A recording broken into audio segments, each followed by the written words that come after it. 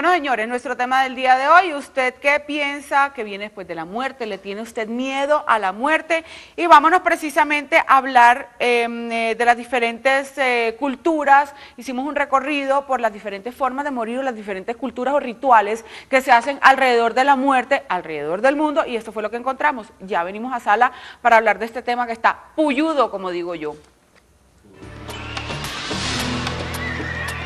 Recomendados.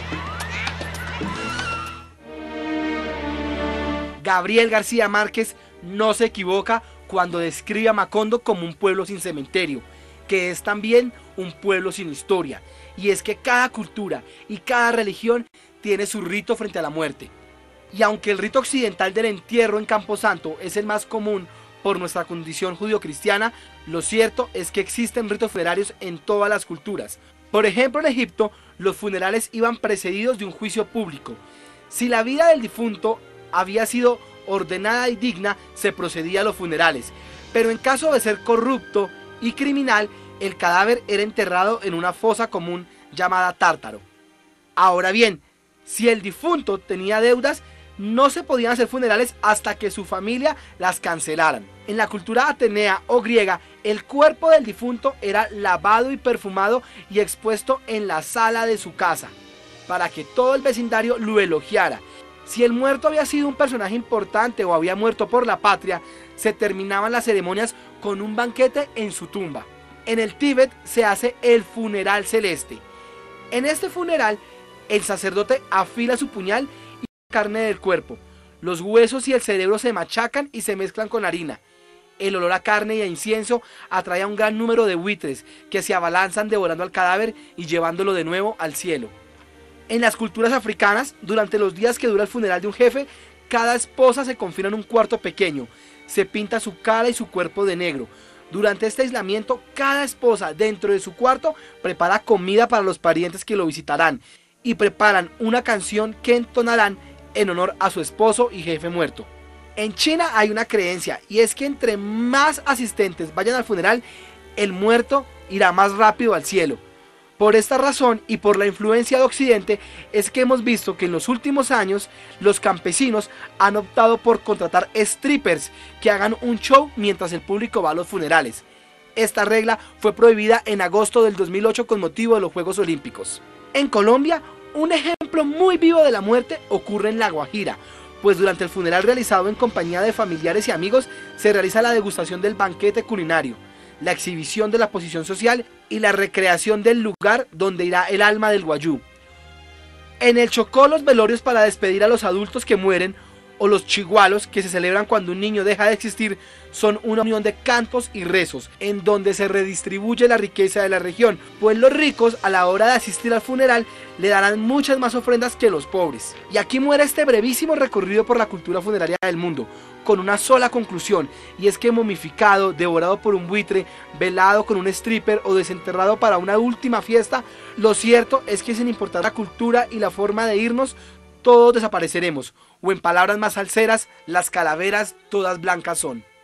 Tema bastante amplio. Nosotros tenemos acá en la sala sentado a un psicólogo holístico, una persona que tiene ya muchísimos años de experiencia, y pienso que es la persona indicada para aclarar muchas de nuestras dudas, o si bien no queremos o somos un poco escépticos, las personas que nos estén viendo en este momento, escuchar un punto de vista completamente diferente. Se trata de Álvaro José Villegas. Álvaro José, bienvenido a Como en Casa.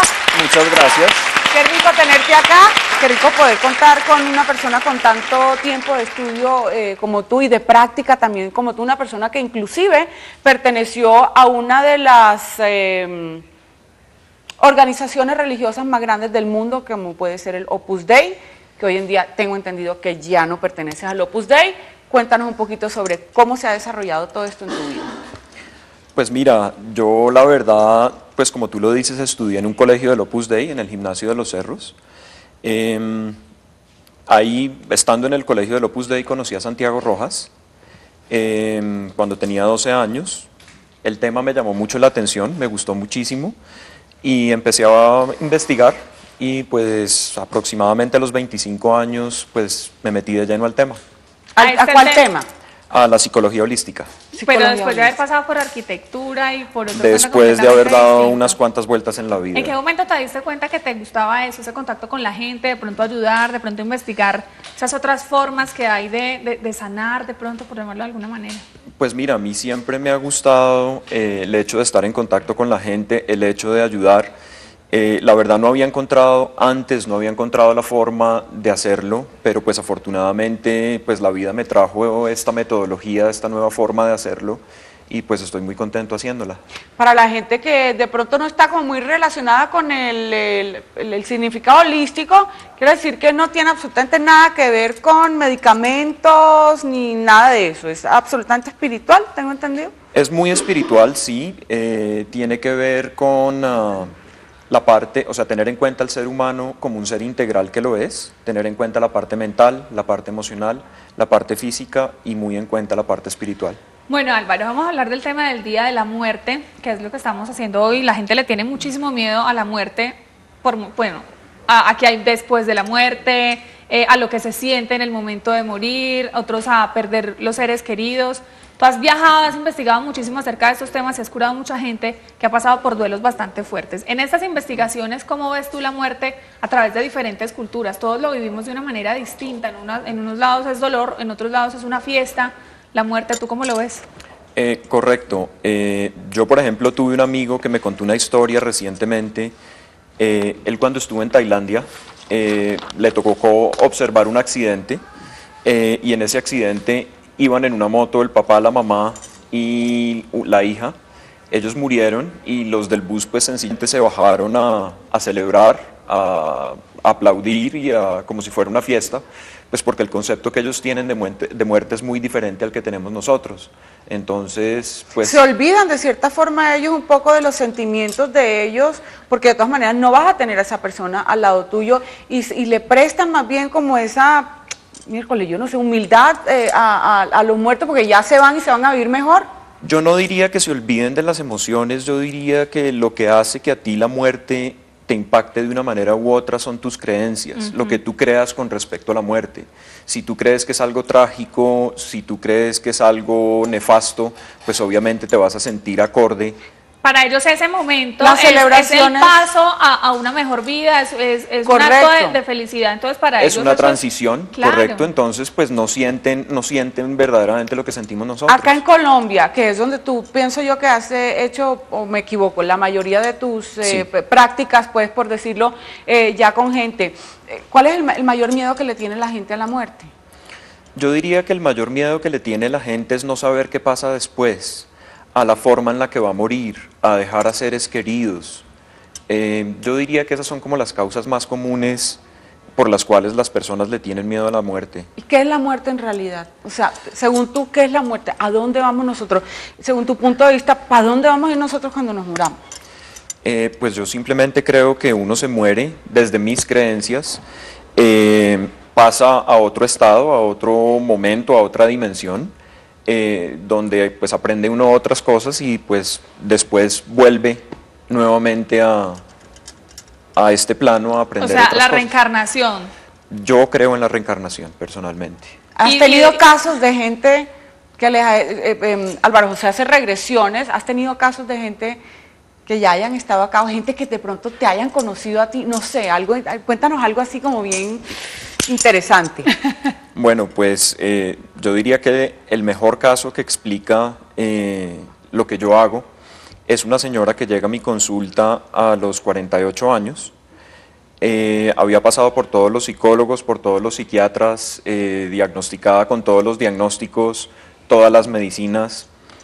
Finalmente, pues empezamos a trabajar y no sé, en la quinta, sexta sesión, ella se va a una vida pasada, una supuesta vida pasada, yo no puedo imponer mis creencias sobre los demás, ella lo vivió, lo experimentó, donde el esposo actual la mata y pues por eso se genera el bloqueo sexual que ella tenía. O sea, este hombre con el que compartía su vida actualmente en la actualidad, era el mismo de la vez anterior. De otra vida. Él la mata a los 42 años, que es cuando se le genera el bloqueo acá, y después pues de hacer la Tenía regresión. un bloqueo sexual. Correcto, no se podía. Yo necesito una regresión. No, se lo juro. ¿Será que a mí me mataron? Pero para que la bloqueen. ¿Será Yo creo que a mí me mataron. Fui asesinada por mi marido en una vida pasada. Vamos a ver qué opina Pilar desde New Jersey. Pilar, muy buenos días, bienvenida como en casa. Hola Mari, buenos días, ¿cómo estás? Bien, mi amor, ¿cómo estás tú? Bien, muy contenta viendo el programa. Qué bien, mi corazón. Gordy, ¿qué opinas de la muerte? ¿Le tienes miedo a la muerte? ¿Qué viene después de la muerte? No. ¿No qué? No le tengo miedo, le tengo más miedo a perder un familiar cercano. Total. ¿Qué piensas que viene después de la muerte, Pilar? Yo pienso que viene como un periodo de transición, de crecimiento. Ok, pero yo quiero donde saber. todo lo que viviste acá es como si hubieses estudiado haciendo un curso para subir. Ajá. Y ya luego entonces vuelves a ser mejor de lo que fuiste acá. Muy parecido al de Álvaro José, ¿cierto? Cuando hablamos de ese periodo de transición, Álvaro José, o ese periodo de crecimiento, ¿estamos hablando de un cuerpo físico o estamos hablando de un espíritu? Estamos hablando de un espíritu. Lo que pasa es que cuando usas la palabra espíritu te puedes de pronto encasillar en alguna religión, entonces pues puedes llamarlo energía, alma, de cualquier otra forma. ¿Es el alma o el espíritu lo que regresa? Sí, una energía, exactamente lo que regresa y trae los conocimientos de las vidas o de la vida anterior. Y pues que simplemente pues tienes que, lo que no aprendiste en la anterior tienes que volverlo a aprender acá. O sea, supuestamente, y perdón, Dios mío, cuando uno en esta vida tuvo demasiado, en la próxima va a tener muy poco. No necesariamente. No necesariamente. No necesariamente. ¿Podríamos pegarle al perro 2 veces? Yo diría que sí, lo supiste aprovechar, fuiste agradecida, lo supiste hacer. Yo pienso que puedes venir la próxima vez y tener más si quieres. Amén. Pilar, saludos para quién, mi amor. Un saludo para Adriana, que tuve la oportunidad de conocerla acá en New Jersey. Ay, qué una bueno, niña muy corazón. dulce, ¿Te vino con acuerdas Ana de Karina. ella? Estaba con Ana Karina, sí. Sí, Ay, pasamos amor, una qué noche muy, muy sabrosa. Qué rico, corazón. A A mi ver. familia en Bogotá, a toda mi familia en Bogotá y en Medellín a la familia de Solano, un abrazo y bendiciones. Gracias, mi amor, Bueno, a ti linda. también, un beso muy grande. Álvaro, muchas dudas tengo, me muchas encanta. inquietudes tengo, o sea, yo Sí. estoy completamente confundida. ¿Será que, bueno, en nuestra cultura, sobre todo la cultura occidental, la muerte es un motivo de dolor inmenso, ¿no? El desapego del que se va, de todo eso. ¿Se podría de pronto aprender a ver la muerte de otra manera, por ejemplo, como lo hacen las culturas, la cultura oriental, que para ellos es de pronto un momento más tranquilo, el desapego es muchísimo más fácil que para nosotros que nos dan duelo, necesitamos psicólogo porque se nos muere la mamá o el papá o el novio o el hermano o un hijo? ¿Podríamos aprender nosotros a que esto sea un poco más tranquilo, estos procesos? Yo diría que sí, yo diría que es un proceso de adquirir conciencia donde tú simplemente sepas que eso hace parte de la vida diaria. Nosotros nos podemos morir en cualquier momento, mañana, pasado mañana. Saber que tus familiares también pueden pasar a otro plano en cualquier momento y desapegarse de las cosas y de las personas definitivamente ayuda a no tener ese duelo. Y nos podríamos preparar también para cuando eso llegue, bien sea que nos llegue a nosotros o a una persona cercana. Correcto. Se puede uno ir preparando en este momento para cuando uno se vaya, para que le llegue el momento de la Pero muerte. no es muy normal, trágico uno irse preparando y bueno, cuando Sí. se me va a morir una hasta que se muere. No sé. Yo diría que es mucho más fácil prepararse, digamos, cuando ha habido un anuncio previo, como cuando hay una enfermedad, Pues porque uno ya sabe que eso va a claro. desencadenar. O sea, se le va a morir a uno la abuelita que tiene 80 años y que está enfermita, bueno, uno sabe, la abuelita se va a morir. Pero si le acuerdo. muere un hermano que tiene 20 años o un hijo En un accidente que además fue algo imprevisto, inesperado, pues obviamente el es un tema poco cambia. más difícil, de tomar esa situación.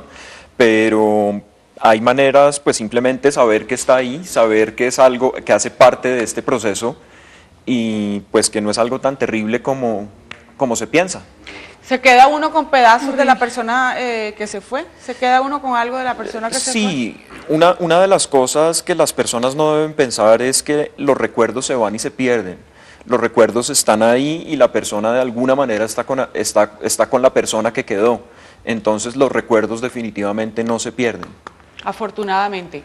Vamos a ver una nota sobre el proceso de plastinación. El proceso de plastinación es un nuevo proceso de momificación y supuestamente se hace en las universidades para ayudar a los estudiantes de medicina. Vamos a ver de qué se trata.